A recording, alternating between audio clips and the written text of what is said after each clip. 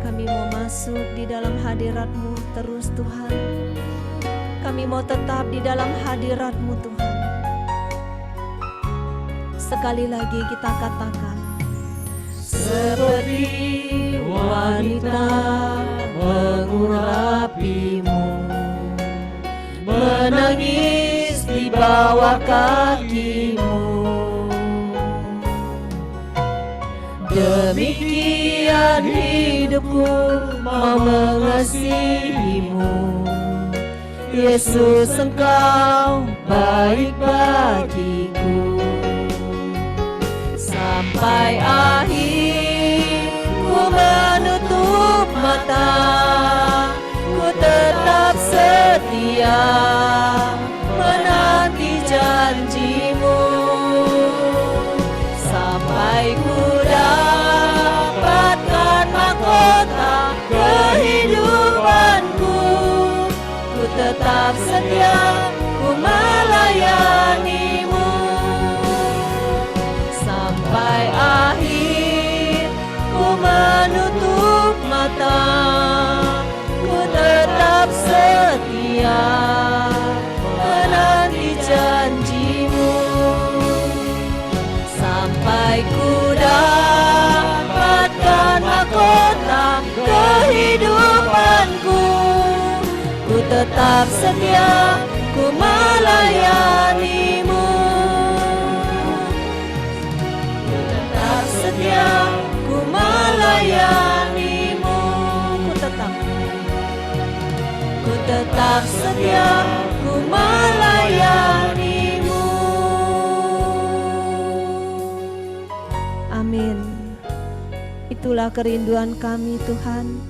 Sampai akhir kami menutup mata kami, Engkau dapati kami tetap setia menanti janji-Mu. Karena setiap yang setia akan mendapatkan mahkota kehidupan. Kami percaya Tuhan, janji-Mu adalah ya dan amin. Engkau satu-satunya yang bisa kami percaya. Engkau satu-satunya Allah yang bisa kami andalkan. Kami mau tetap percaya kepadamu Tuhan. Bawa kami lebih dalam lagi. Kami mau masuk lebih dalam lagi untuk menyembah-Mu.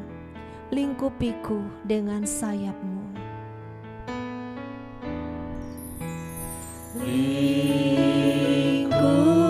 Lingkupiku dengan sayap-Mu.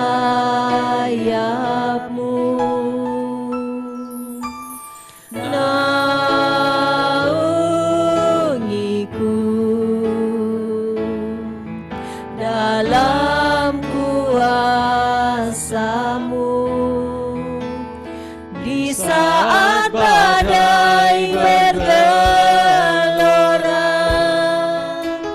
ku akan terbang bersama-Mu. Bapa, Kau Raja atas semesta, ku tenang sebab Kau Allahku. Lingkupiku Tuhan.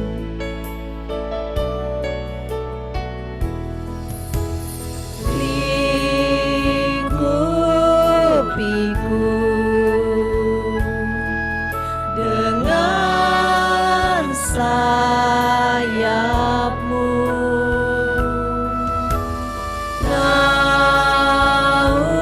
Naungiku dalam kuasa-Mu. Di saat badai bergelora, ku akan terbang bersama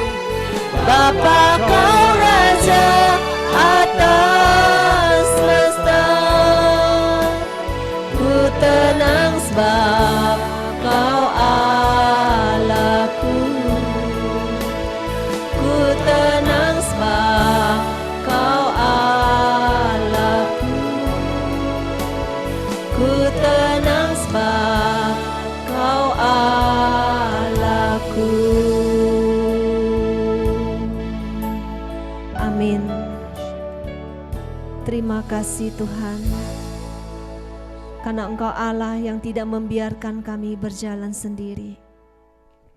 Ketika Engkau pergi meninggalkan kami, ketika Engkau diangkat kembali ke surga, Engkau memberikan penghibur yang lain, yaitu Roh-Mu sendiri, Roh Kudus, yang menyertai kami sampai akhir zaman. Saat ini kami mau datang dengan penuh kerinduan. Roh Kudus datanglah, Roh Kudus datanglah di dalam setiap hati kami. Engkau yang merindukan Dia, angkat tanganmu, sembahlah Dia. Dia rindu untuk tinggal tetap di dalam hatimu. Roh Kudus datanglah. Roh Kudus datanglah, jamahlah tiap hati, jamahlah, segarkanlah yang lelah, kuatkanlah yang lemah. Roh Kudus, Roh Kudus, kuatkanlah. Roh Kudus, hiburlah tiap hati yang gentar, hiburlah lewat lembah yang curam, jalan licin dan terjal. Roh Kudus, Roh Kudus, pimpinlah. Roh Kudus datanglah, Roh Kudus datanglah, jamahlah tiap hati, jamahlah, segarkanlah yang lelah, kuatkanlah yang lemah. Roh Kudus, Roh Kudus, kuatkanlah. Roh Kudus, Roh Kudus, hiburlah tiap hati yang gentar, hiburlah lewat lembah yang curam, jalan licin dan terjal. Roh Kudus, Roh Kudus, pimpinlah. Ini kami Tuhan, Engkau tahu kerinduan kami, Engkau tahu segala kelemahan kami Tuhan. Malam hari ini kami membawa hati yang haus dan lapar. Kami membutuhkan Engkau Roh Kudus. Kami tidak mau berjalan sendiri dengan kekuatan kami. Kami mau angkat tangan kami, tanda kami rindu, tanda kami mau Engkau datang di dalam hati kami masing-masing, menguatkan setiap hati, menguatkan setiap roh yang lemah. Jamah kami ya Roh Kudus, jamah setiap anak-anak-Mu. Kita nyatakan sekali lagi lagu ini dengan penuh kerinduan. Roh Kudus datanglah, jamahlah tiap hati, jamahlah, segarkanlah yang lelah, kuatkanlah yang lemah. Roh Kudus, Roh Kudus, kuatkanlah. Roh Kudus, hiburlah tiap hati yang gentar, hiburlah lewat lembah yang curam, jalan licin dan terjal. Roh Kudus, Roh Kudus, pimpinlah.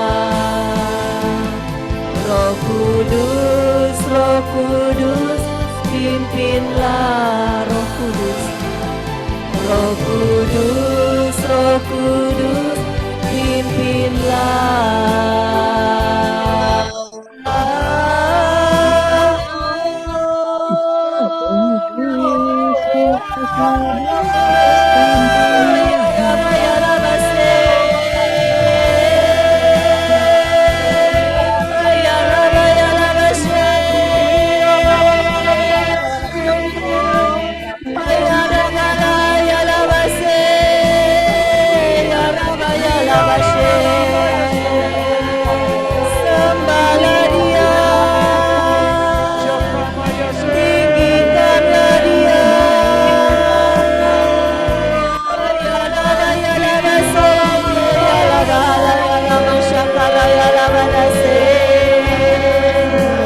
Sembahlah dia, tinggikanlah dia, fokus hanya untuk menyembah dia saat ini.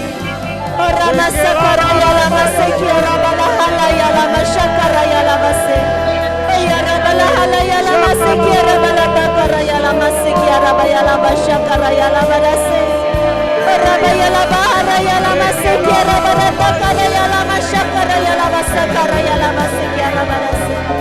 Orabaya lama sakaraya lama sekiara baya lama haraya lama syakaraya lama sekiara baya lama. Orabaya haraya lama se. Ya rabaya lama she. Orabaya lama se. Ya rabaya lama she. Ya rabaya lama se. Ya rabaya lama she. Ya rabala ya lama sakaraya lama se. Ya rabala ya lama she.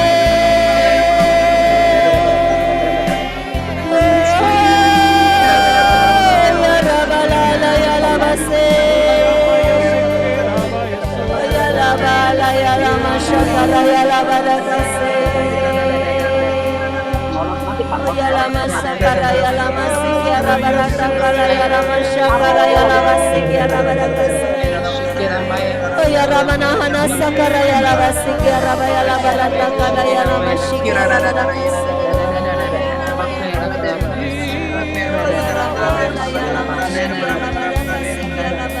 Ya lama sakaraya lama barakase.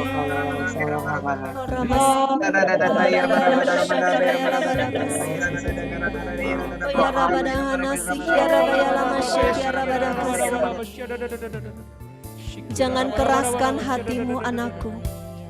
Jangan keraskan hatimu. Buka hatimu. Izinkan aku masuk dan tinggal. Izinkan aku masuk dan tinggal. Oh ya Rama Shekiara Barata Karaya Lama Shekiara Badakase. Oh Rama Sakaraya Lama Shekiara Badakase. Oh ya Rama Shakaraya Lama Shekiara Badakase. Oh ya Lama Halaya Lama Shekiara Badakase. Terima kasih Bapa. Terima kasih Tuhan Yesus. Terima kasih Allah Roh Kudus. Engkau hadir di tengah-tengah kami. Engkau menjamah anak-anak-Mu. Engkau menyegarkan yang lelah. Engkau menguatkan yang lemah saat ini. Terima kasih Roh Kudus. Engkau memberikan kekuatan baru bagi setiap kami. Kami yang datang tidak akan sama lagi dengan kami yang keluar dari Zoom ini malam ini.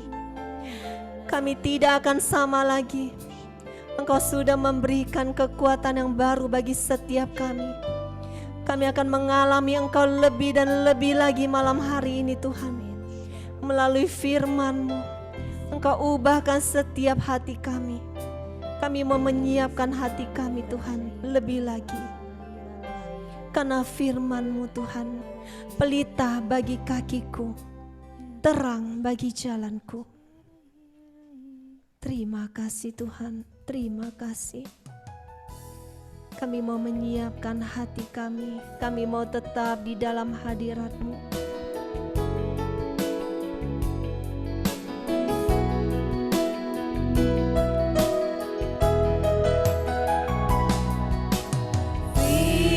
Firman-Mu, pelita bagi kakiku, terang bagi jalanku.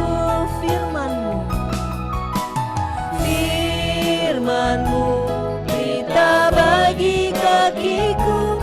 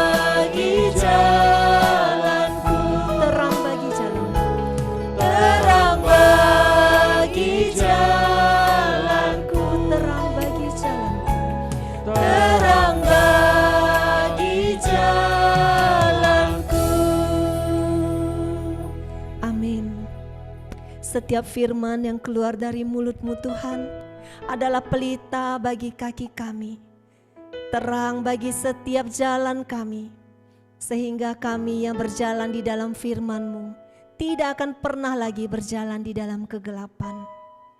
Pakai kami Tuhan, anak-anak-Mu, Paulus dan Vila. Kami tidak mampu tanpa Roh-Mu. Kami membutuhkan Engkau saat ini. Berbicaralah Tuhan dengan sebebas-bebasnya melalui mulut kami. Sucikan, kuduskan, dan tahirkan kami. Bebaskan kami dari segala yang jahat. Biarlah segala kemuliaan Tuhan, hormat dan puji-pujian hanya kembali kepadamu, berasal daripadamu dan kembali kepada kemuliaan-Mu. Amin. Dalam nama Bapa dan Putra dan Roh Kudus. Amin.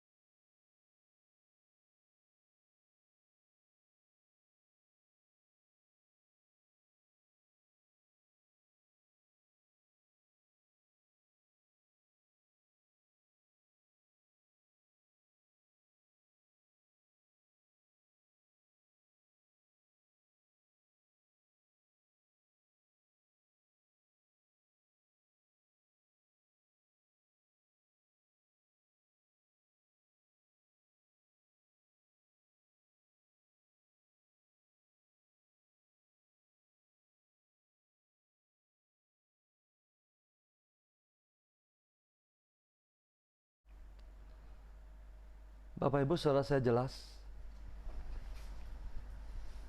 Suara saya jelas?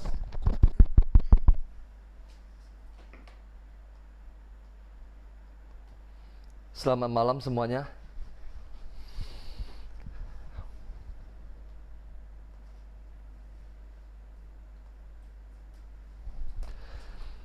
Saya mengajak kita untuk membuka dari Kisah Para Rasul, bab 1.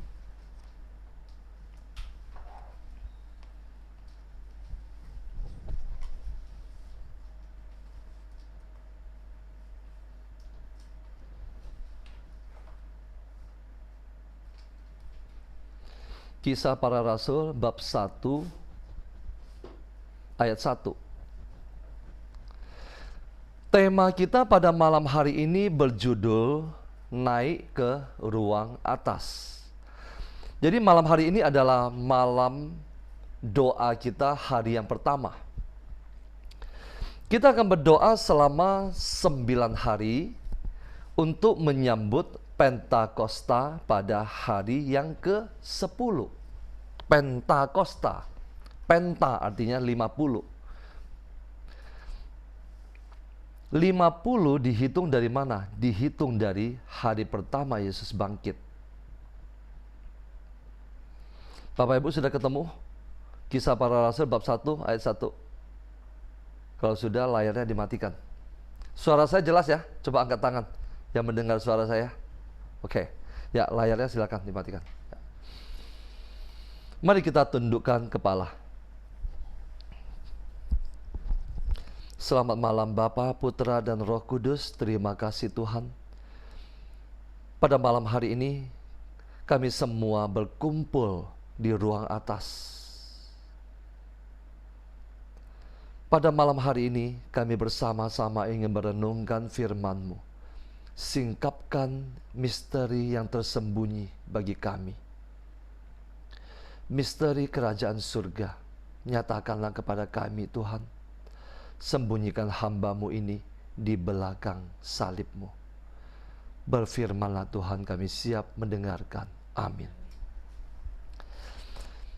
Kisah Para Rasul. Kisah Para Rasul ditulis oleh siapa? Coba kita lihat bersama-sama Bapak Ibu. Hai Theophilus, dalam bukuku yang pertama aku menulis tentang segala sesuatu yang dikerjakan dan diajarkan Yesus. Dalam bukuku yang pertama, artinya ini adalah buku yang kedua. Buku yang pertama adalah Injil Lukas. Lukas bukan salah satu dari ke-12 rasul. Bukan, dia bukan. Lalu dia siapa? Lukas, dia adalah seorang tabib. Dia adalah seorang tabib, dokter, yang mengikuti perjalanan Rasul Paulus. Kalau Bapak Ibu membaca kisah para rasul, Bapak Ibu akan menemukan di situ Lukas hadir bersama-sama dengan Paulus. Injil Lukas adalah kitab pertama atau disebut juga buku pertama yang dia tulis. Kisah para rasul adalah buku yang kedua. Kita punya 4 Injil, Matius, Markus, Lukas, dan Yohanes. Kisah para rasul, keempat Injil itu disebut sebagai Injil Tuhan kita Yesus Kristus. Artinya keempat Injil itu berbicara tentang Yesus Kristus. Sedangkan kisah para rasul berbicara lebih banyak tentang Roh Kudus. Jadi kisah para rasul disebut juga sebagai Injil Roh Kudus. Dalam bukuku yang pertama aku menulis tentang segala sesuatu yang dikerjakan dan diajarkan Yesus sampai pada hari ia terangkat. Nah, di dalam Injil Lukas, kalau kita lihat di ayat yang paling belakang, saya akan bacakan di perikop yang paling terakhir dari Injil Lukas. Lukas mencatat begini. Lalu Yesus membawa mereka keluar kota sampai dekat Betania. Di situ ia mengangkat tangannya dan memberkati mereka,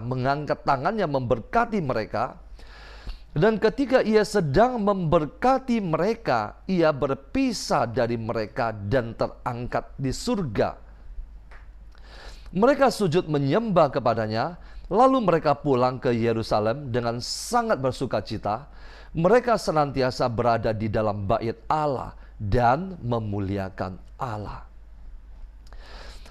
Injil Lukas ditutup dengan Yesus terangkat ke surga, dan pada saat itu ditulis begini. Coba kita lihat sekali lagi ayat 51. Dan ketika ia sedang memberkati mereka, ia berpisah dari mereka dan terangkat ke surga. Di sini ada sebuah misteri yang sangat amat dalam. Yesus terangkat ke surga dalam posisi sedang apa? Memberkati. Artinya apa? Dia meninggalkan para rasul dengan berkat yang tak berkesudahan.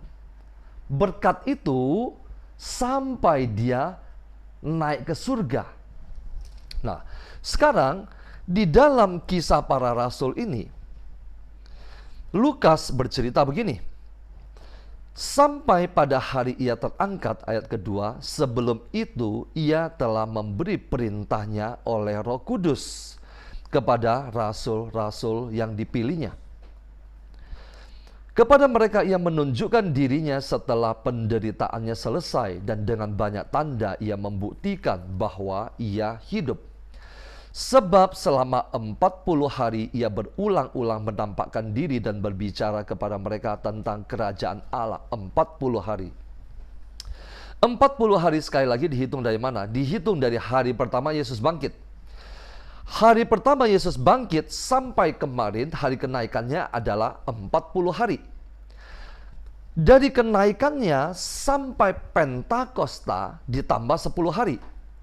Penta artinya 50.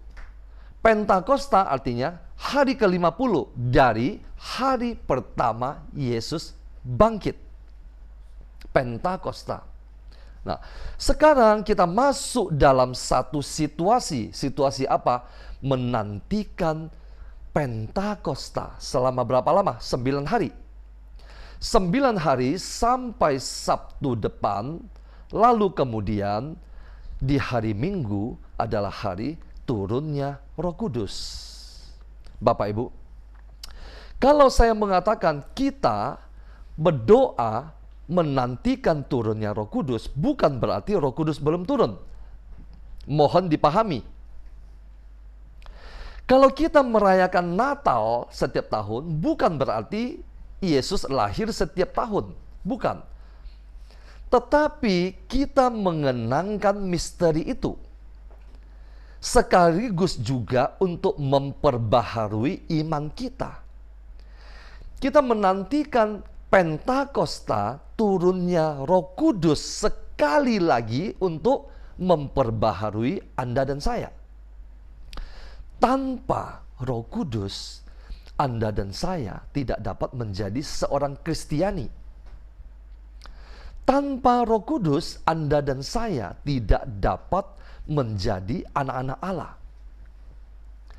Tanpa Roh Kudus, Anda dan saya tidak memiliki penolong. Bapak Ibu, mungkin orang Katolik kalau berbicara tentang penolong, mereka selalu berbicara tentang Bunda Maria.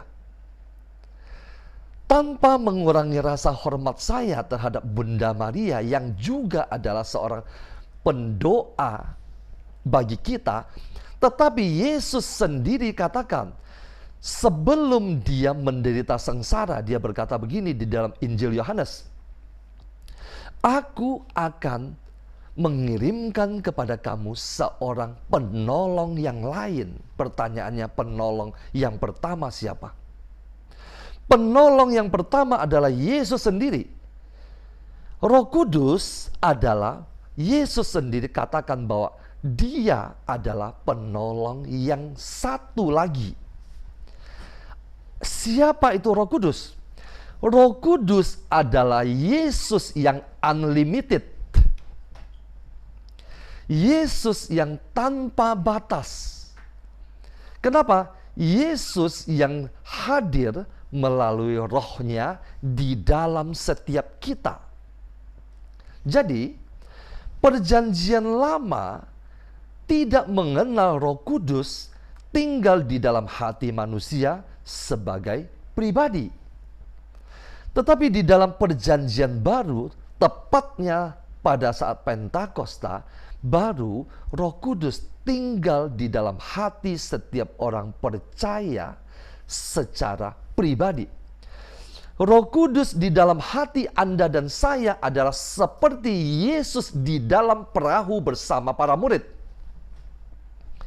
Minggu lalu kita berbicara tentang Yesus di dalam perahu.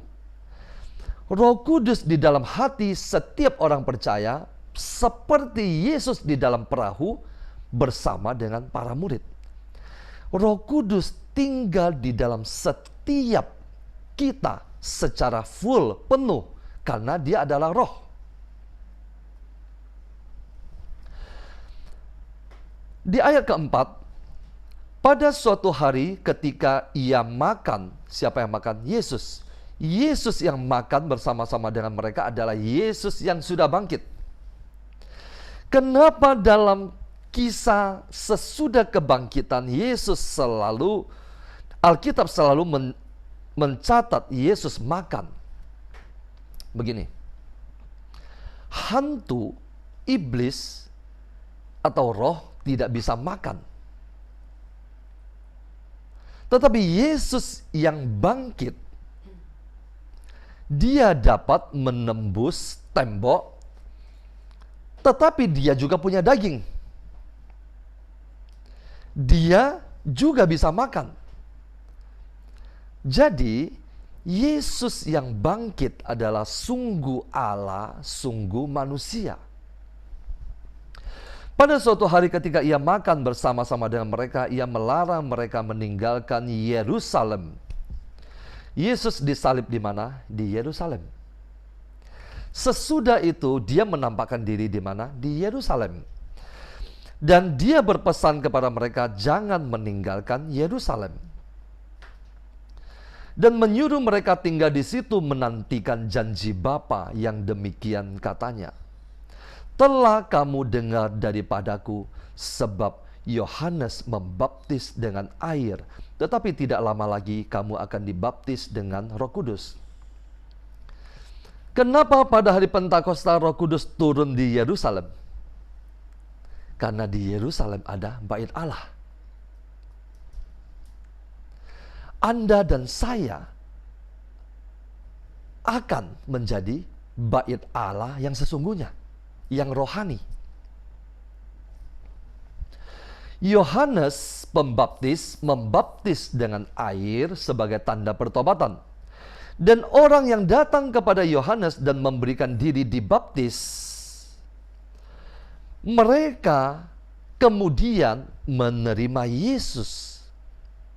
Dan mereka akan dibaptis oleh Roh Kudus. Baptisan air itu dilakukan oleh Yohanes Pembaptis. Baptisan Roh Kudus tidak bisa dilakukan oleh siapapun juga.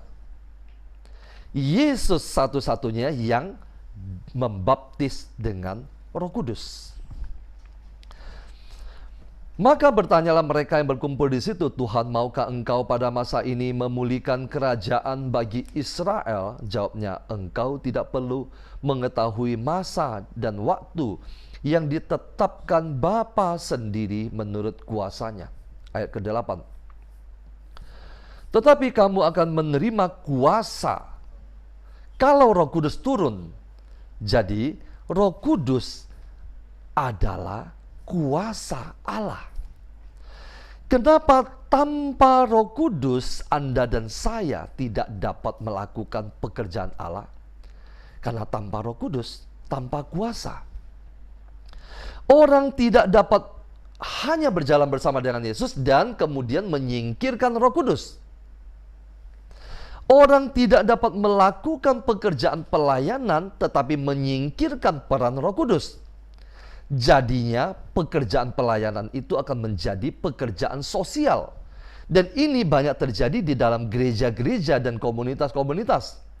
Mereka melakukan pelayanan tetapi menyampingkan peran Roh Kudus. Tanpa Roh Kudus, tanpa kuasa tidak terdapat keselamatan jiwa. Artinya Anda tidak dapat merebut jiwa tanpa peran Roh Kudus. Kalau Roh Kudus turun ke atas kamu dan kamu akan menjadi saksiku, tanpa Roh Kudus Anda dan saya tidak dapat menjadi saksi. Kenapa? Yesus katakan, kalau Roh Kudus tinggal di dalam kamu, Dia akan bersaksi tentang aku. Bapak Ibu yang memberikan kesaksian, Bapak Ibu harus dibawa bimbingan dan otoritas Roh Kudus. Kenapa? Karena setiap kesaksian berbicara tentang pewartaan Yesus.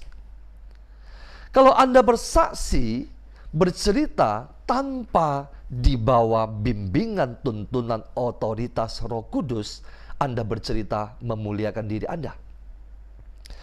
Karena Roh Kudus yang bersaksi dan kesaksiannya itu pasti terhadap satu pribadi, yaitu Yesus Kristus.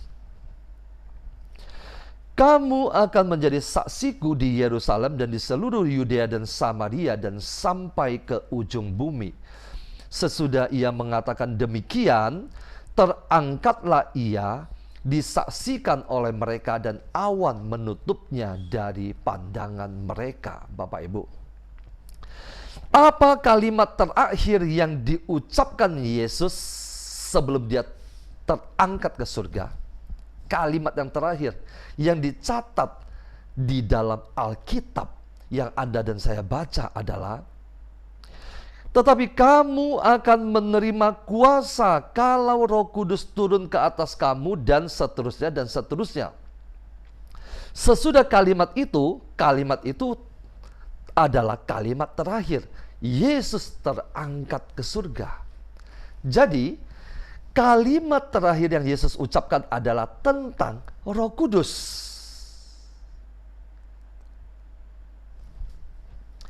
Ketika mereka sedang menatap ke langit waktu ia naik itu, tiba-tiba berdirilah dua orang yang berpakaian putih dekat mereka. dan berkata kepada mereka, "Hai orang-orang Galilea, mengapakah kamu berdiri melihat ke langit? Yesus ini yang terangkat ke surga meninggalkan kamu akan datang kembali dengan cara yang sama seperti kamu melihat dia naik ke surga." Bapak Ibu, mungkin yang sudah lama di dalam komunitas ini merasa kenapa setiap tahun saya berbicara tentang ini, tetapi saya melihat banyak peserta baru di sini.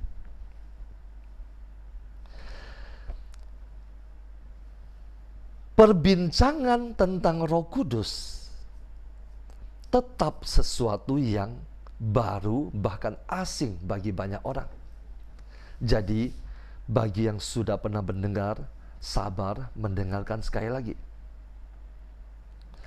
Yesus yang terangkat ke surga, yang kamu lihat, dia akan datang kembali dengan cara yang sama pada akhir zaman. Jadi Yesus yang terangkat ke surga itu, pada kedatangannya kedua nanti sama seperti itu, dan mata semua orang, Alkitab mencatat begini, pada hari kedatangan yang kedua, mata semua orang akan menatap ke langit dan melihat dia, sama seperti pada saat dia naik ke surga. Nah, ada satu masa, Alkitab mencatat, Yesus terangkat ke surga sampai turunnya Roh Kudus. Artinya selama 9 hari ini, Yesus tidak meninggalkan kekosongan. Dia meninggalkan para malaikat.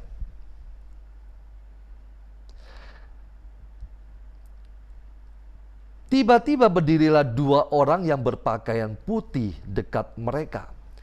Yesus mengutus malaikatnya untuk mendampingi para muridnya selama 9 hari kekosongan itu.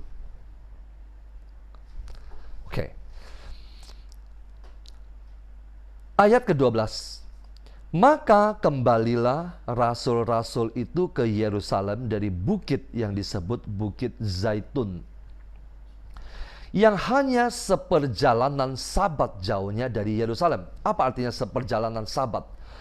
Seperjalanan sabat artinya ada sebuah jarak yang ditentukan dalam hukum Yahudi yang boleh dilakukan. Contoh, pada hari Sabat Anda hanya boleh berjalan dari rumah saya ini ke Mall Kelapa Gading. Itu adalah perjalanan yang paling jauh. Melampaui itu, Anda melanggar Sabat. Jadi seperjalanan Sabat artinya sebuah jarak yang diizinkan untuk dilakukan perjalanannya. Anda tidak boleh berjalan melampaui itu. Kalau Anda berjalan melampaui itu, berarti Anda termasuk bekerja. Kalau Anda bekerja, berarti Anda melanggar Sabat. Berarti Anda kecapean, Anda melanggar Sabat. Nah, yang hanya seperjalanan Sabat jauhnya dari Yerusalem. Setelah mereka tiba di kota, naiklah mereka ke ruang atas, tempat mereka menumpang. Mereka tiba di kota, tetapi apa yang mereka lakukan? Mereka segera naik ke ruang atas, tempat mereka menumpang. Di mana itu ruang atas? Ruang atas juga sama dengan ruang yang dipakai Yesus pada malam perjamuan terakhir. Apakah Bapak Ibu yang pernah ke Yerusalem bisa memberikan klarifikasi ini? Saya sendiri belum pernah pergi. Ruang atas itu tempat Yesus bersama dengan para murid melakukan malam perjamuan terakhir. Dan sekarang mereka kembali ke ruang atas itu, mereka mengisolasi diri. Naik ke ruang atas. Tempat mereka menumpang, mereka itu ialah Petrus, Yohanes, Yakobus, Andreas, Filipus, dan Thomas, Bartolomeus, Matius, Yakobus, Simon orang Zelot, dan Yudas bin Yakobus. Total ada berapa orang Bapak Ibu? 11. Yang satu kemana? Yudas sudah bunuh diri. Yudas yang di sini bukan Yudas Iskariot. Ini adalah Yudas bin Yakobus. Oke. Mereka semua bertekun dengan sehati dalam doa. Mereka semua bertekun dengan sehati dalam, bukan dalam gosip, bukan dalam ngobrol, tetapi dalam doa bersama-sama. Dengan beberapa perempuan, serta Maria, ibu Yesus, dan dengan saudara-saudara Yesus. Artinya apa? Di ruang atas itu bukan hanya ada 11 rasul, tetapi ada juga perempuan-perempuan. Banyak foto-foto tentang turunnya Roh Kudus itu hanya ada satu perempuan, yaitu Bunda Maria duduk di tengah. Mungkin nanti bisa diganti. Karena ada beberapa perempuan di ruang atas itu. Malah pertama tercatat adalah dengan beberapa perempuan. Barangkali di situ ada Maria Magdalena dan sebagainya. Serta Maria ibu Yesus dan dengan saudara-saudara Yesus. Oke, saya mau tunjukkan sesuatu sekarang.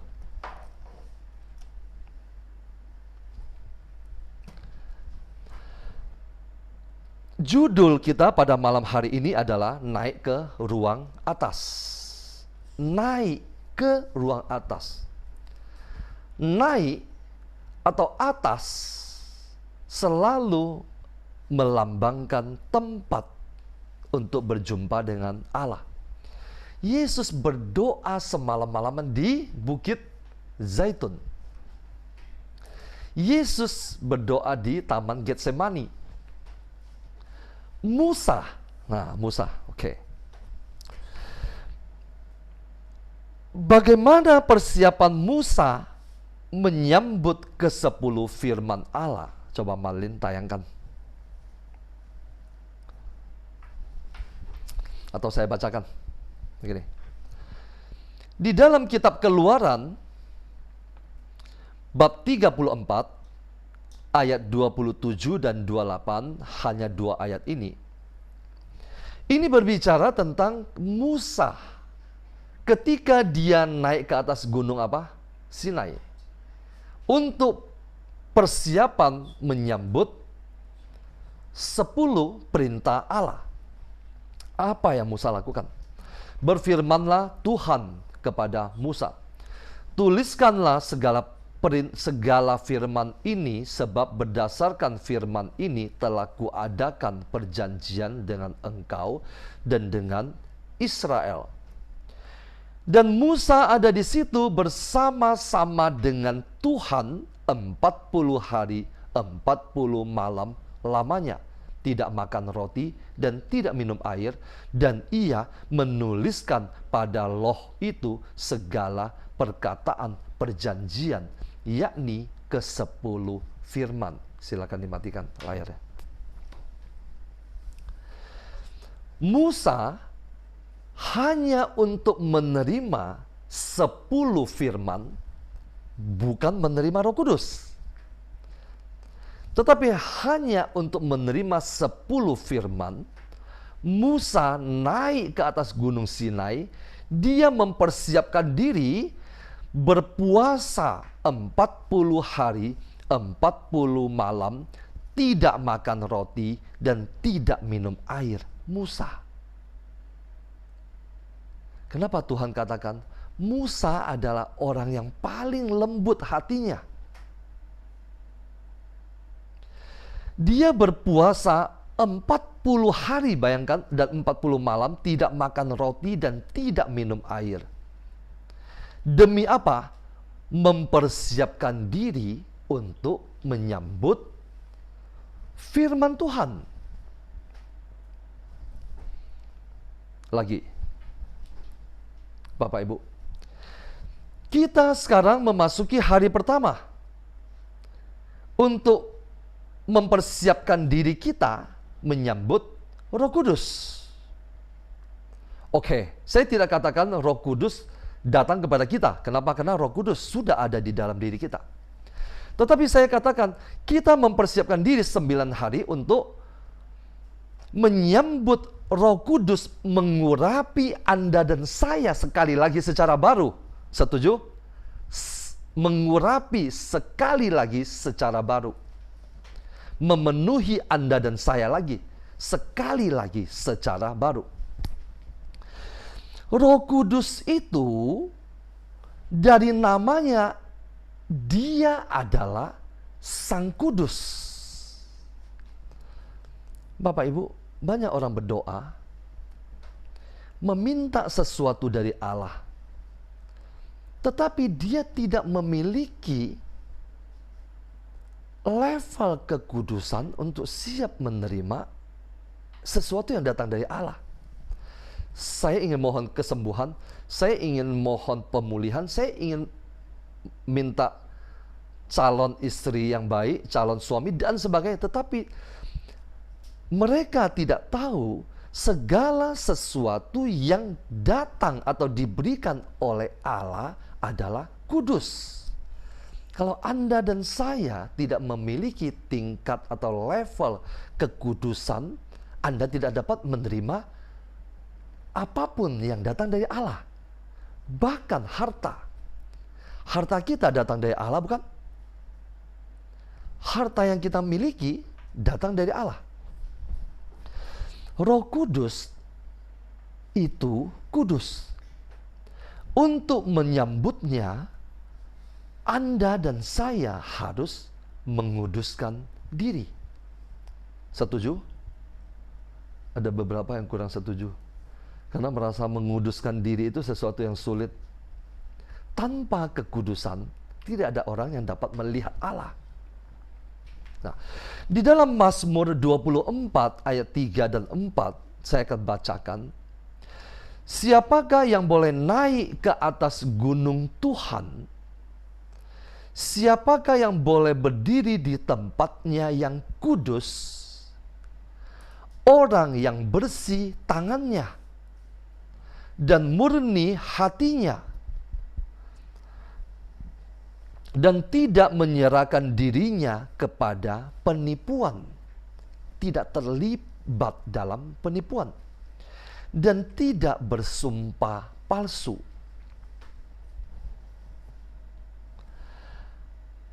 Siapakah yang boleh naik ke atas gunung Tuhan dan siapakah yang boleh berdiri di tempat yang kudus? Hanya orang yang menguduskan dirinya.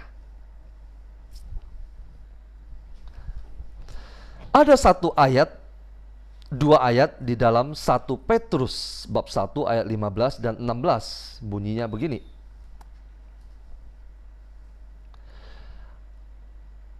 Tetapi hendaklah kamu menjadi kudus di dalam seluruh hidupmu, sama seperti Dia, Allah, yang kudus, yang telah memanggil kamu, sebab ada tertulis, kuduslah kamu, sebab aku kudus. Sekali lagi Bapak Ibu, Allah itu kudus. Untuk bersatu dengan Allah, kita harus memiliki suatu level tingkat kekudusan yang dikehendaki oleh Allah. Allah kudus.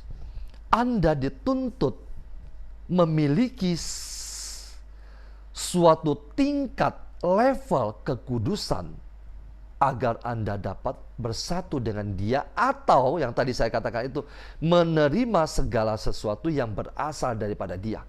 Kenapa? Semua yang berasal dari Allah itu kudus. Harta, suami, istri, dan sebagainya. Tanpa kekudusan, banyak orang begini. Dia ingin meminta suami, tetapi dia tidak mau menguduskan dirinya. Yang Anda dapatkan bukan suami yang berasal dari Tuhan. Kenapa? Semua yang berasal dari Tuhan itu kudus.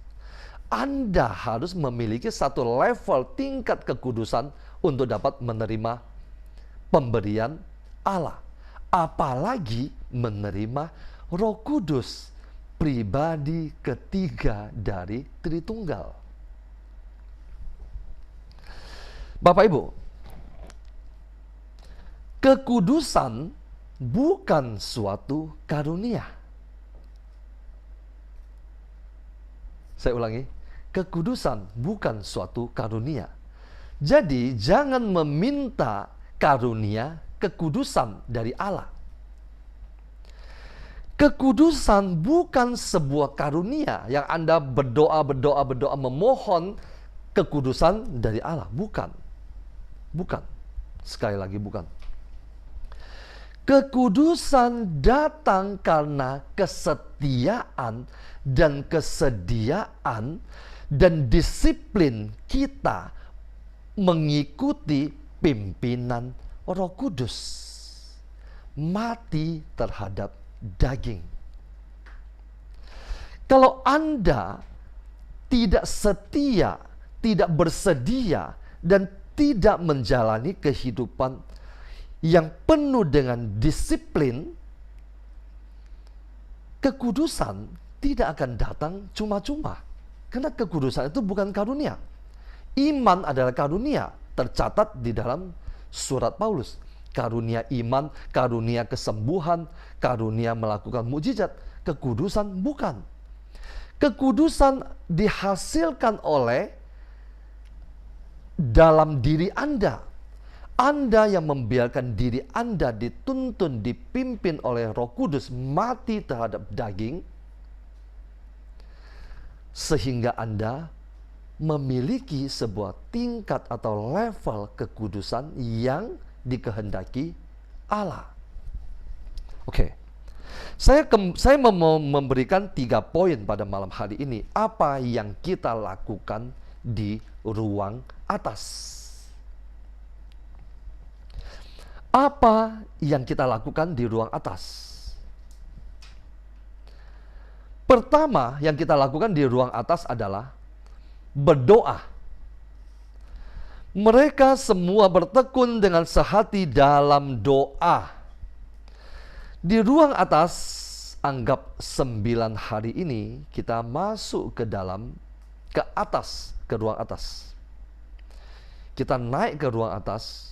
Di ruang atas yang kita lakukan, berdoa. Yang kedua adalah memisahkan diri dari dunia. Maka kembalilah rasul-rasul itu ke Yerusalem. Setelah mereka tiba di kota itu banyak orang, mereka memisahkan diri dari dunia. Naiklah mereka ke ruang atas. Yang ketiga, apa yang kita lakukan di ruang atas? Menguduskan diri kita. Mematikan kedagingan kita. Berdoa, memisahkan diri dari dunia, menguduskan diri kita selama 9 hari untuk menyambut Pentakosta di hari ke-10. Nanti mulai besok malam, nanti saya akan kabarin jam berapa kita akan mulai berdoa. Mungkin sedikit malam, sekitar jam 9 atau jam berapa, dan tidak lama. Setiap hari cuma sekitar 30 menit. Yang penting kita masuk ke dalam doa dan doa dan doa. Terima kasih, Tuhan Yesus memberkati.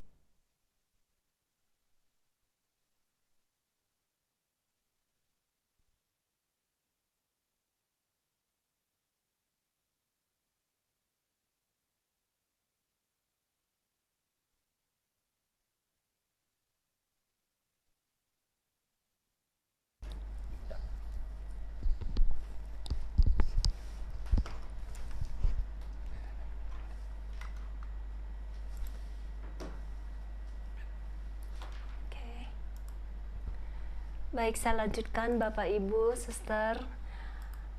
Kisah 1 sampai 3 tadi dikatakan, "Hai Theophilus, dalam bukuku yang pertama aku menulis tentang segala sesuatu yang dikerjakan dan diajarkan Yesus sampai pada hari ia terangkat. Sebelum itu ia telah memberi perintahnya oleh Roh Kudus kepada rasul-rasul yang dipilihnya. Kepada mereka ia menunjukkan dirinya setelah penderitaannya selesai. Dan dengan banyak tanda ia membuktikan bahwa ia hidup. Sebab selama 40 hari ia berulang-ulang menampakkan diri dan berbicara kepada mereka tentang kerajaan Allah." Hai Theophilus. Bacaan ini bacaan liturgi di gereja hari kenaikan Tuhan kemarin. Theophilus itu artinya pengasih Allah. Nama Theophila juga berasal dari nama Theophilus ini. Saya bersyukur dulu sebelum saya tahu apa-apa tentang arti nama orang kudus, seorang suster memberikan saya nama Theophila untuk nama baptis saya. Sebenarnya semua kita ini adalah Theophilus. Ketika kita mengasihi Allah, kita adalah yang dituju oleh Santo Lukas ini. Kita menjadi Theophilus semuanya, pengasih Allah. Dikatakan kepada mereka, ia menunjukkan dirinya setelah penderitaannya selesai. Dan dengan banyak tanda, ia membuktikan bahwa ia hidup. Jadi dalam masa kita merayakan Jumat Agung, Paskah, bagi kita semua yang ikut di dalam penyaliban daging kita bersama-sama dengan Yesus, kita pasti mengalami kebangkitannya. Karena penyaliban daging itu tuh pengudusan, seperti yang tadi Pak Paulus bilang. Jadi kita dibawa masuk kepada sebuah fase pengudusan diri. Penyaliban itu tuh pengudusan. Mengalami dia yang bangkit. Ketika kita menguduskan diri, kita pasti bangkit bersama dia. Ketika daging kita mati, kita pasti bangkit bersama dia. Di dalam kehidupan kita masing-masing. Jadi kalau mau lihat Tuhan itu hidup, kita harus mau mengalami penyaliban ini juga. Tuhan menunjukkan dirinya secara pribadi bahwa dia hidup. Di dalam anggota KPH ini yang sudah melakukan retret pemurnian hati, diproses oleh Tuhan, dimurnikan, dikuduskan, pasti sudah banyak yang mengalami Tuhan itu hidup. Mengapa dulu-dulu kita tidak mengalami? Karena kita tidak tahu bahwa ada prosesnya untuk mengalami Allah yang hidup. Lewat pergumulan Anda dan saya, dia berusaha menyatakan dia hidup. Dia nyata bagi Anda dan saya. Dia mau membangkitkan iman kita bahwa dia ada. Kita sering mendengar kesaksian-kesaksian sahabat kita atau mungkin kita sendiri juga sudah mengalami di sini. Seperti yang tadi sudah dibacakan kesaksian tadi. Allah itu hidup.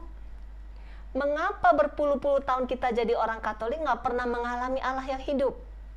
Karena kita tidak mengikuti fase-fase ini. Ada masa Jumat Agung, ada masa Paskah. Semua orang mau Paskah, tapi mengalami Jumat Agungnya nggak ada yang mau mengalami. Puasa cukup sekali. Bagaimana bisa kita mengalami pengudusan? Pengudusan itu bukan cuma melakukan 5 senjata, tetapi juga benar-benar mempraktekkan firman Tuhan yang sudah kita baca. Penyangkalan diri. Sehingga kita bisa mengalami Allah yang hidup. Setelah dia menderita, dia bangkit. Nah, apakah kita mau menderita untuk melihat dia hidup? Dia bangkit di dalam hidup kita. Kita lihat kesaksian-kesaksian baik yang ditulis maupun yang udah di YouTube, kita melihat pemulihan keluarga terjadi di dalam KPH. Kesembuhan terjadi. Pertobatan anggota keluarga yang didoakan terjadi. Kelepasan dari kuasa gelap terjadi. Ada Allah yang hidup di sini. Mengapa? Karena ada proses pengudusan dari Bapak Ibu. Ada proses kematian daging untuk mengalami Allah yang hidup. Jadi dia menyatakan di dalam pergumulan hidup kita betapa dia itu Allah yang hidup. Saya lanjutkan baca. Pada suatu hari ketika ia makan bersama-sama di kisah 1 ayat 4 sampai 5. Pada suatu hari ketika ia makan bersama-sama dengan mereka, ia melarang mereka meninggalkan Yerusalem dan menyuruh mereka tinggal di situ menantikan janji Bapa. Yang demikian katanya, telah kamu dengar daripadaku, sebab Yohanes membaptis dengan air, tetapi tidak lama lagi kamu akan dibaptis dengan Roh Kudus. Yohanes membaptis dengan air, itu adalah tanda pertobatan. Ketika kita membaca kisah Rasul Yohanes membawa banyak orang datang, itu orang-orang yang bertobatlah, bertobatlah. Dia memanggil orang untuk bertobat dan dia membaptis dengan air. Ketika kita mau bertobat, kita akan mengalami pembaptisan Roh Kudus. Ketika kita mau meninggalkan manusia lama kita, dosa-dosa kita, masuk ke dalam sebuah pertobatan, seperti yang sedang kita lakukan di dalam RPH, ini tuh sebenarnya langkah pertobatan. Kita pasti akan mengalami pembaptisan Roh Kudus, perjumpaan dengan Roh Kudus. Jadi di situ ditulis, ketika kita sudah mengalami, sebentar saya baca ulang, dan dia menyuruh mereka tinggal di situ menantikan janji Bapa, melarang mereka meninggalkan Yerusalem. Artinya apa? Jangan pergi dulu. Jangan pergi dulu meninggalkan Yerusalem. Dia menyuruh mereka tetap tinggal di situ menantikan janji Bapa. Janji Bapa itu apa? Yaitu Roh Kudus. Jangan keluar dulu. Janji Bapa itu Roh Kudus belum diterima. Sampai Roh Kudus itu diterima, baru boleh keluar. Janji Bapa adalah hadiah yang paling indah bagi setiap kita yang menerima Yesus. Hadiah dari Bapa yang paling indah itu adalah Roh Kudus. Kadang kita sering gak sabar. Setelah RPH, setelah mengalami Tuhan, melihat kuasanya begitu hidup dan nyata, kita pengen langsung keluar. Mewartakan kabar sukacita, kabar keselamatan Injil. Tuhan katakan, jangan dulu. Tetap tinggal di Yerusalem. Yerusalem itu melambangkan dalam. Jangan keluar. Makanya kenapa kalau kita ikut RPH, jangan berdoa dulu untuk mengubah suami, mengubah anak, mengubah yang lain. Diri kita sendiri dulu. Setelah itu, Yerusalem yang lebih dekat lagi itu keluarga kita. Jangan dulu keluar-keluar mewartakan Injil.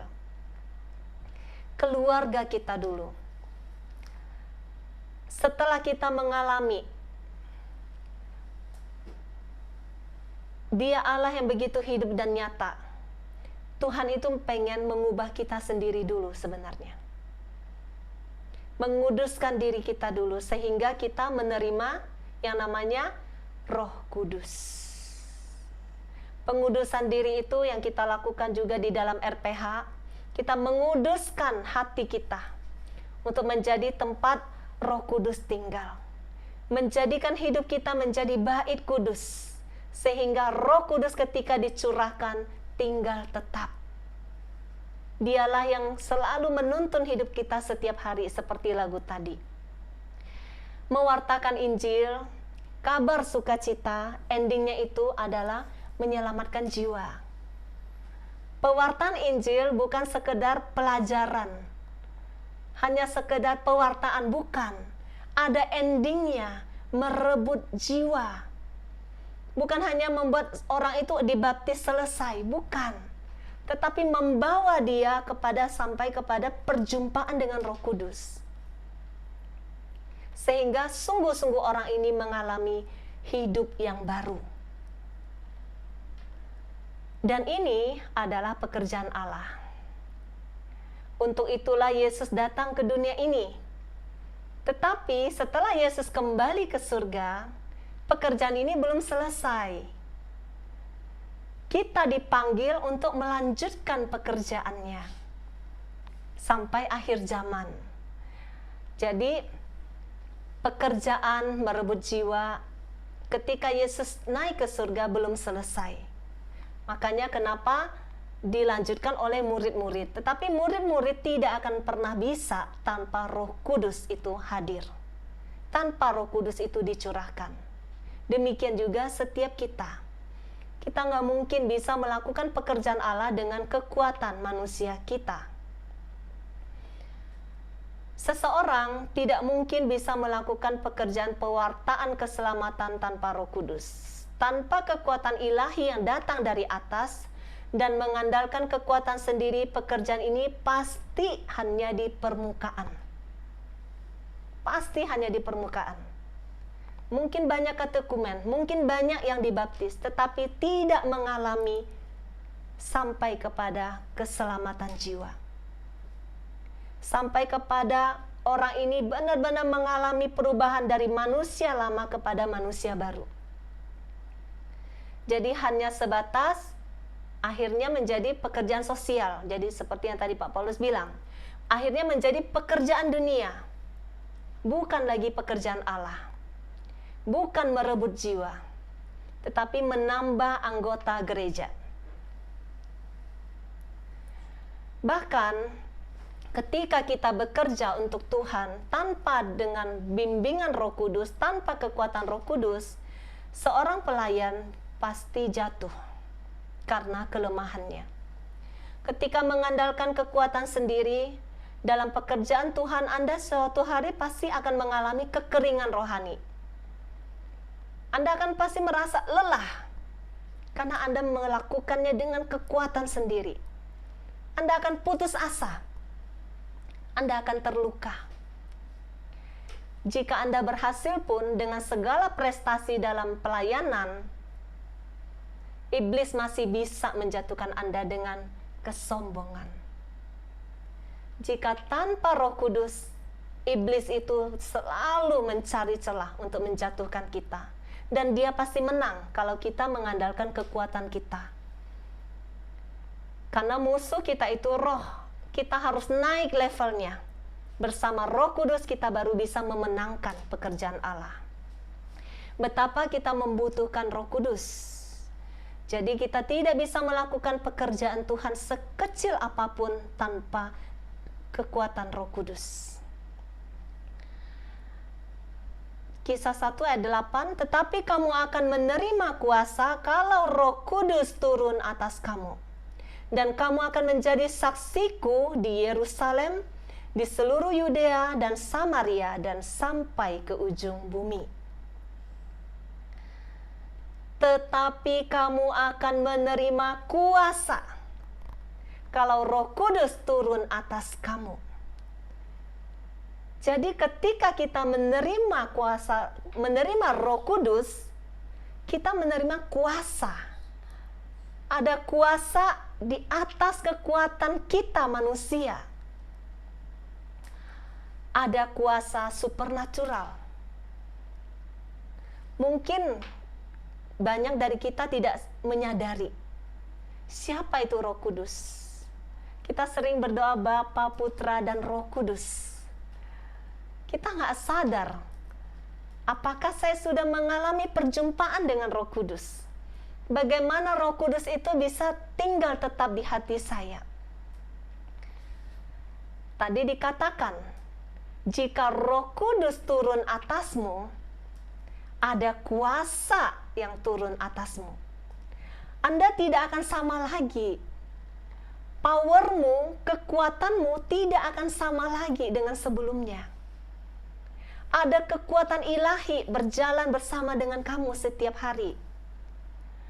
Banyak orang mencari kekuatan-kekuatan lain, tenaga dalam lah, belajar ilmu lah, supaya mendapatkan kekuatan supernatural.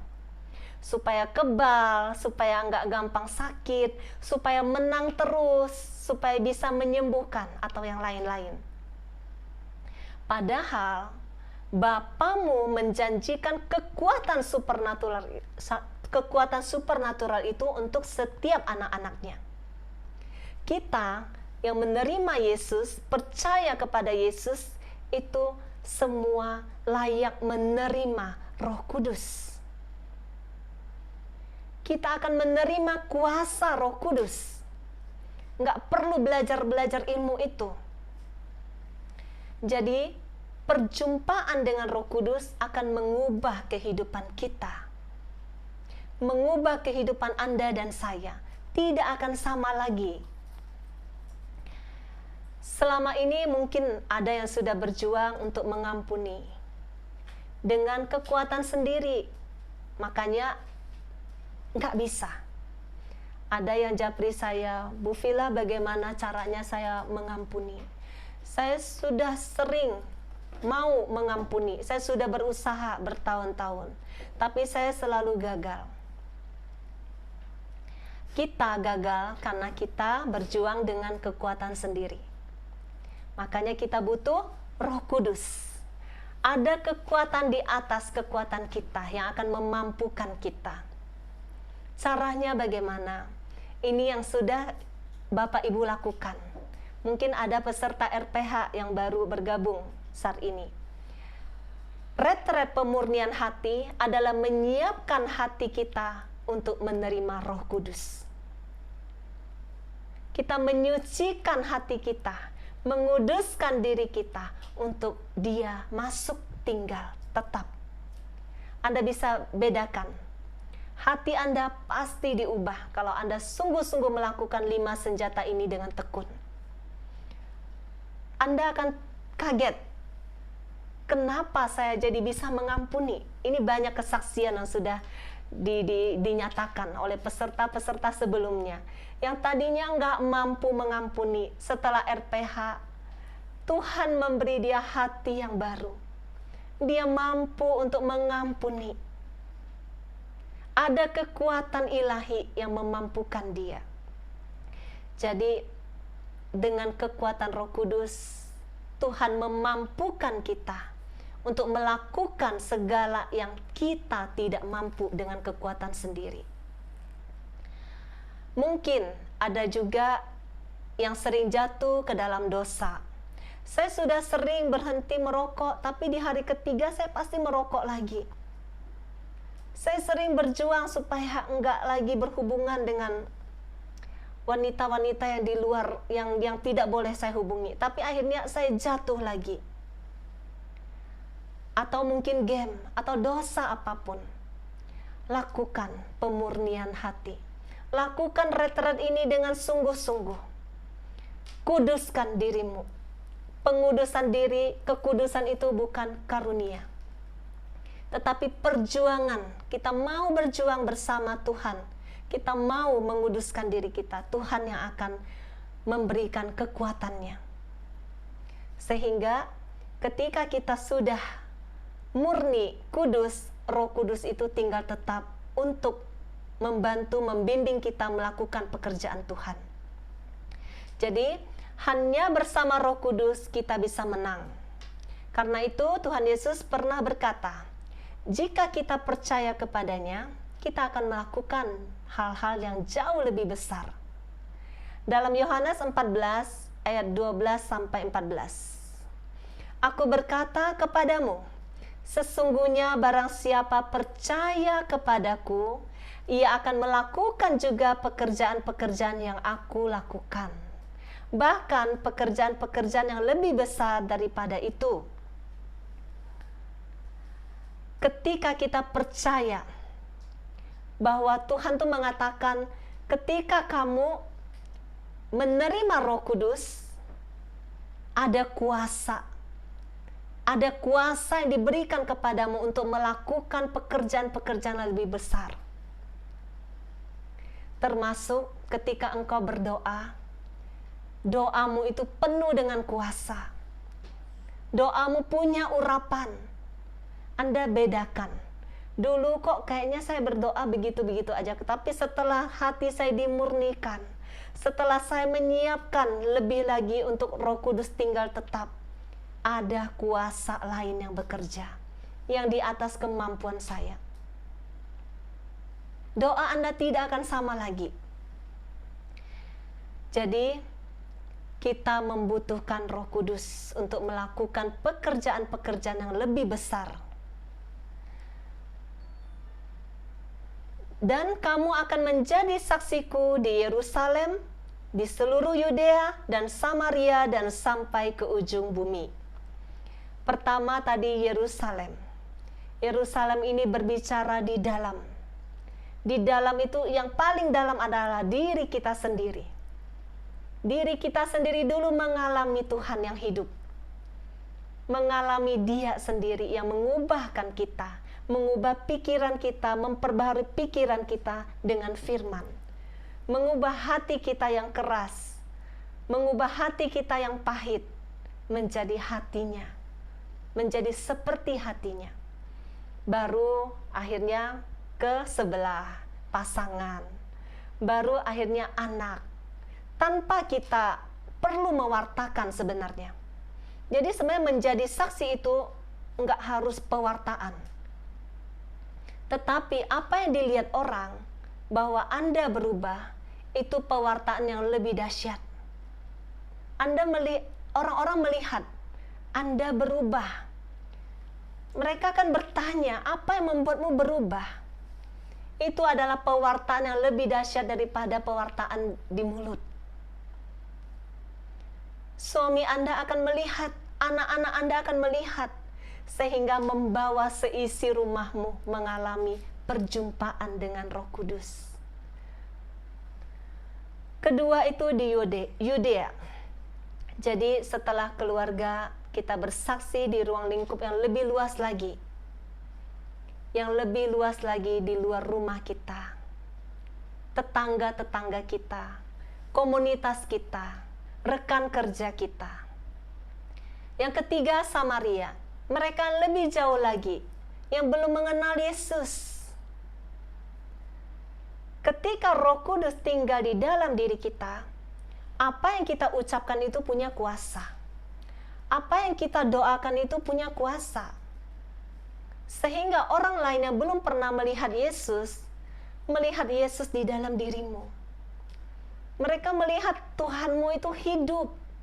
Ketika kamu berdoa untuk dia, dia mengalami sesuatu.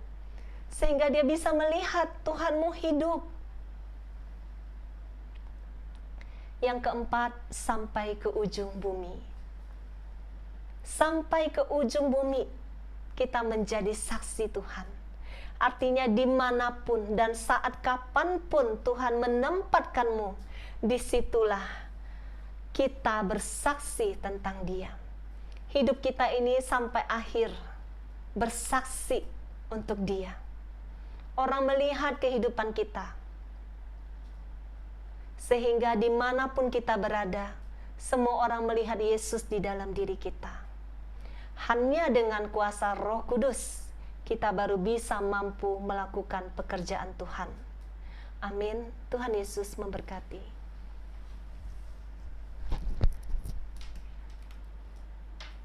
Kita siapkan hati, kita mau masuk ke dalam doa.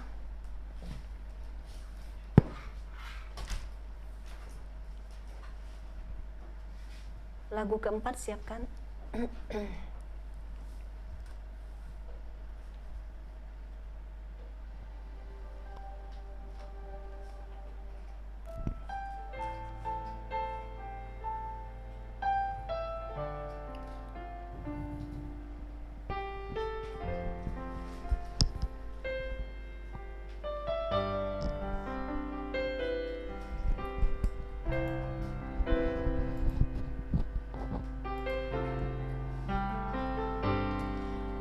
Kudus, datanglah, jamalah tiap hati, jamalah, segarkanlah yang lelah, kuatkanlah yang lemah. Roh Kudus, Roh Kudus, kuatkanlah. Roh Kudus, hiburlah tiap hati yang gentar, hiburlah lewat lembah yang curam, jalan licin dan terjal. Roh Kudus, Roh Kudus, pimpinlah.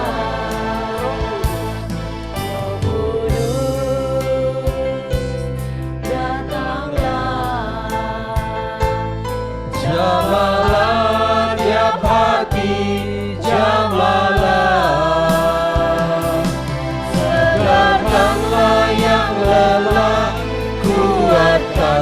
yang lemah. Roh Kudus, Roh Kudus, kuatkanlah. Roh Kudus,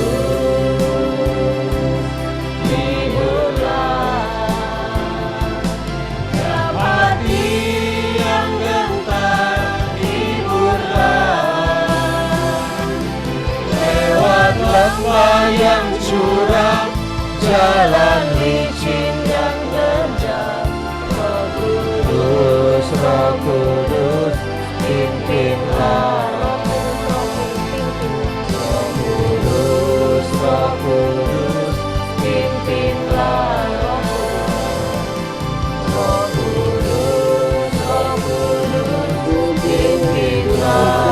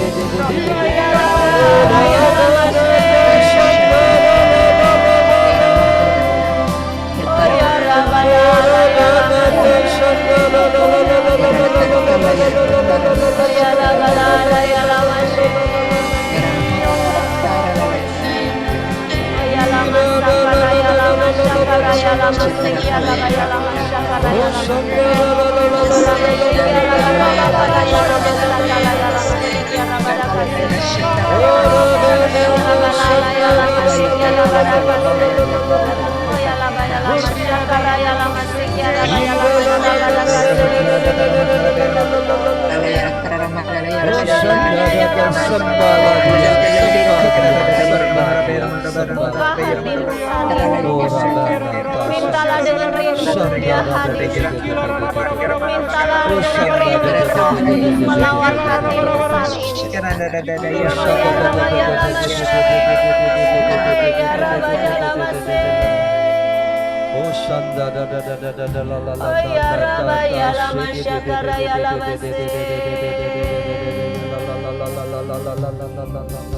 Oh ya Rama Syakara ya Lama Sikiara ya Lama Rama Sikiara ya Lama Sikiara. Bagi yang bisa membuka kamera, buka kameranya. Biarkan Roh Kudus menjamahmu saat ini. Buka kameramu. Rama Sikiara ya Lama Syakara ya Lama Sikiara ya Lama Syakara ya Lama Sikiara ya Lama Syakara ya Lama ya Lama. Buka hatimu saat ini. Buka hatimu saat ini. Dia rindu untuk melawan engkau. Oh Rama Sikiara ya Lama Syakara ya Lama Sikiara badakase. Kita mau nyatakan sekali lagi di dalam lagu ini. Kita mau datang dengan penuh kerinduan. Roh Kudus, datanglah. Roh Kudus, jamalah hati setiap anak-anakmu saat ini. Roh Kudus, datanglah. Jamalah,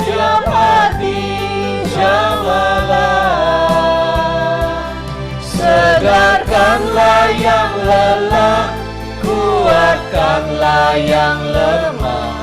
Roh Kudus, Roh Kudus, kuatkanlah. Roh Kudus, hiburlah tiap hati yang gentar, hiburlah. Lewat lembah yang curam, jalan licin dan terjal, Roh Kudus, Roh Kudus, pimpinlah. Roh Kudus datanglah. Roh Kudus, datanglah. Jamahlah tiap hati, jamahlah. Segarkanlah yang lelah, kuatkanlah yang lemah. Roh Kudus, Roh Kudus, kuatkanlah. Roh Kudus, hiburlah tiap hati yang gentar, hiburlah. Lewat lembah yang curam, jalan licin dan terjal, Roh Kudus, Roh Kudus, pimpinlah. Roh Kudus, Roh Kudus, pimpinlah. Roh Kudus, Roh Kudus,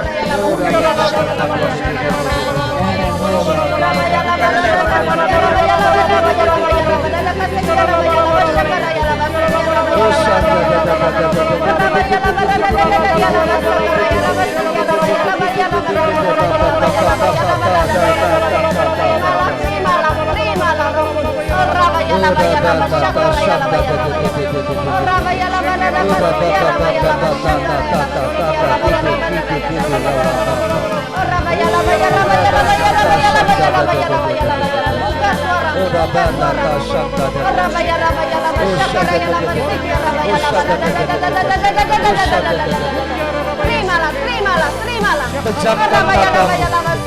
Pejamkan matamu.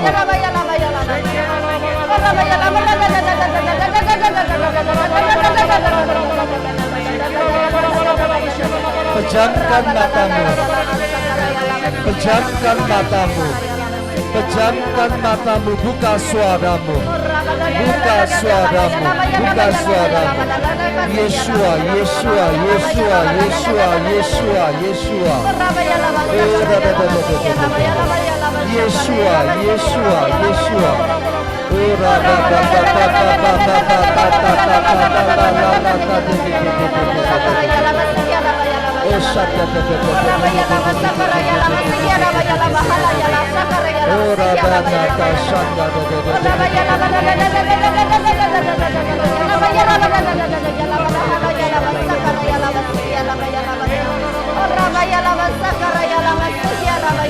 Shakaraya Lama Sikia Rabaya Lama Raka Sikia Rabaya.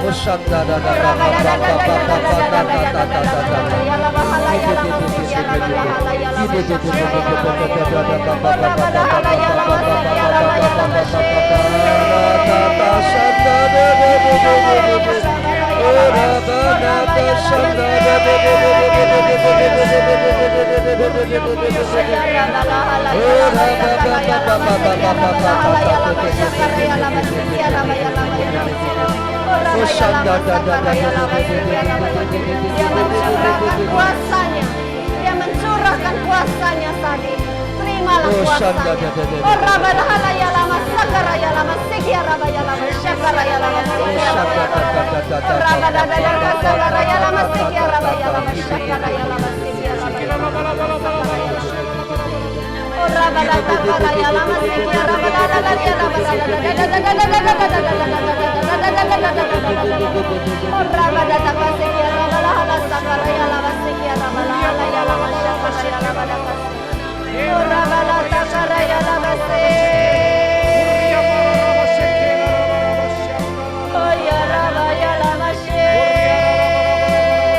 Rabbalah ya lama sakaraya lama Oh Ramala ya lama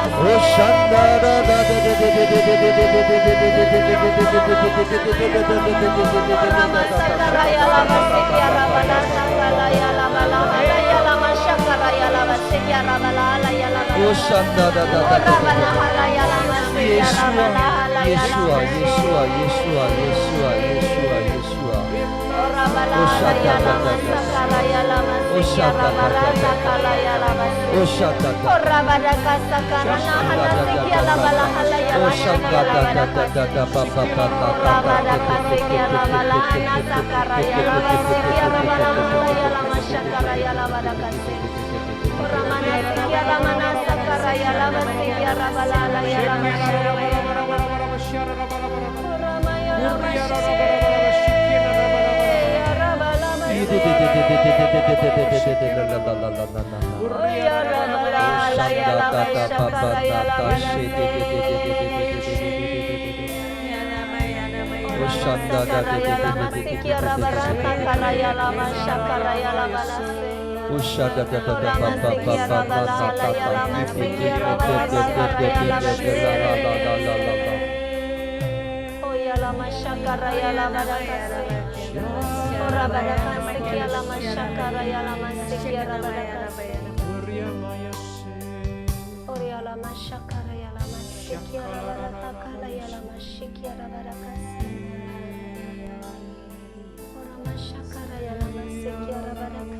Terima kasih Tuhan. Roh Kudus akan menjamah setiap orang yang merindukan Dia. Apakah Anda merindukan Dia? Apakah Anda rindu jamahannya?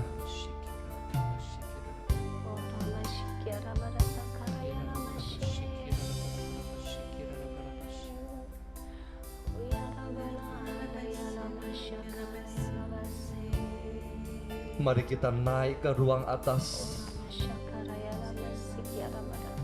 Mari kita sucikan, kuduskan, bersihkan hati kita. Minta rahmat Tuhan. Minta rahmat Tuhan. Sucikan, kuduskan, dan tahirkan kita dari dosa-dosa kita. Agar kita layak, agar kita pantas hidup kudus di hadapannya.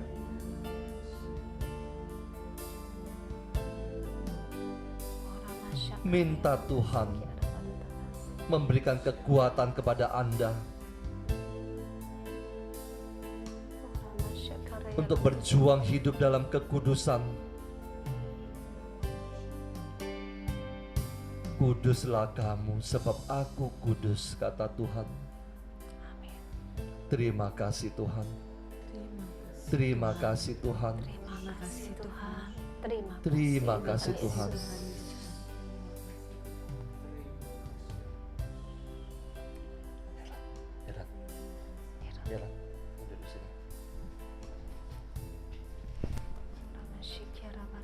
Biarkan musik tetap mengalun.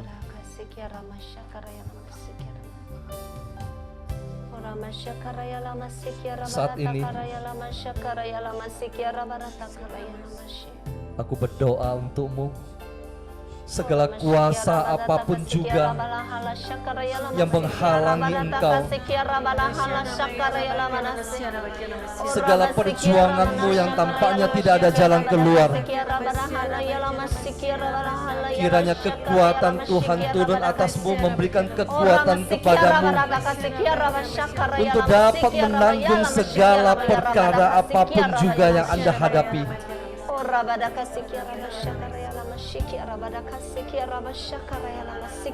Tuhan kiranya memberikan kekuatan kepadamu untuk sanggup menghadapi apapun juga yang harus Anda hadapi. Percayalah, di dalam lembah kekelaman Tuhan beserta dengan engkau. Dia akan membuat Anda tampil sebagai pemenang. Di dalam nama Yesus, di dalam nama Yesus, di dalam nama Yesus, engkau tidak akan kalah. Apapun yang Tuhan izinkan terjadi, Dia akan membuat engkau tampil sebagai pemenang. Di dalam nama Yesus, dalam nama Yesus, dalam nama Yesus. Saat ini aku berdoa bagi engkau yang masih mengeraskan hatimu, buka hati bagi Tuhan. Tuhan, kiranya engkau menjamah anak-anakmu pada malam hari ini. Jangan biarkan segala teori, jangan biarkan segala teori, segala kepintaran otak mereka menghalangi Roh Kudus bekerja. Buka hatimu. Anda dan saya diciptakan dari debu dan abu. Tanpa hembusan Roh Kudus, Anda dan saya tidak dapat menjadi makhluk yang hidup. Singkirkan segala pikiranmu, singkirkan segala teorimu. Percayalah kepada Tuhan. Terimalah Dia. Di dalam nama Yesus, di dalam nama Yesus, di dalam nama Yesus. Engkau yang sedang bergumul dengan persoalan yang tampaknya tidak ada jalan keluar pada malam hari ini, serahkan semua kepada Tuhan. Tidak ada perkara yang terlalu besar yang tidak sanggup Dia selesaikan. Semua itu diizinkan Tuhan terjadi sejenak, sesaat, untuk membawa Anda naik ke level iman yang lebih tinggi lagi. Ketika Ayub mengalami segala persoalan itu, dan ketika dia lulus dari semua ujian itu, dia berkata, sekarang mataku telah melihat Tuhan. Artinya sebelum mengalami persoalan itu, Ayub belum melihat Tuhan. Terima kasih Tuhan, Kau izinkan segala persoalan kami hadapi untuk membawa kami naik ke level iman yang lebih tinggi. Di dalam ruang atas ini kami akan berjuang selama 9 hari ini. Bukan hanya di saat kami berdoa bersama, tetapi juga di dalam doa pribadi kami masing-masing. Kami akan berjuang dan berjuang untuk mengalami urapan-Mu, untuk mengalami pencurahan-Mu. Terima kasih Tuhan, terima kasih Tuhan, terima kasih Tuhan, terima kasih Tuhan. Saat ini pada malam hari ini aku berdoa juga Tuhan buat setiap anak-anak-Mu yang hadir pada malam hari ini. Setiap anggota keluarga mereka Engkau jaga, Engkau lindungi, Engkau sucikan, kuduskan, Engkau tahirkan dari segala kuasa kegelapan. Engkau bentengi rumah mereka, Engkau tandai dengan darah suci-Mu. Engkau tandai setiap anggota keluarga mereka. Tidak ada satupun yang dapat diganggu oleh kuasa kegelapan. Tidak ada, di dalam nama Yesus Kristus. Di dalam nama Yesus. Aku berdoa buat para pelayan-pelayan-Mu. Pandanglah setiap anak-anak-Mu yang melayani Engkau, para pelayan-pelayan-Mu. Oh, betapa indahnya hidup mereka. Mereka boleh melayani Engkau, Tuhan. Mereka boleh ambil bagian dalam pekerjaan-Mu.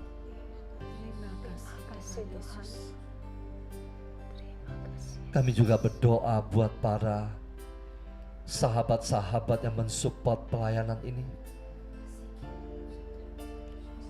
Tuhan, Engkau pandang setiap apapun yang mereka lakukan, lewat doa, lewat pikiran, lewat dana, lewat tenaga, apapun juga Tuhan. Tidak ada satu pun yang Engkau lewatkan. Engkau berkati mereka, Engkau kembalikan kepada mereka berlipat-lipat ganda.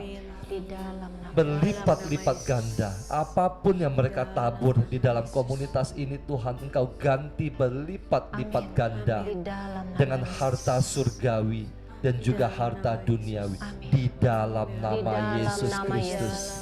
Terima kasih Tuhan, terima kasih Tuhan, terima kasih Tuhan. Kiranya berkat dari Allah Bapa kita, kasih karunia dari Tuhan kita Yesus Kristus, dalam persekutuan dengan Allah Roh Kudus yang tinggal di dalam hati kita, memberkati Anda dan saya sampai selama-lamanya. Amin.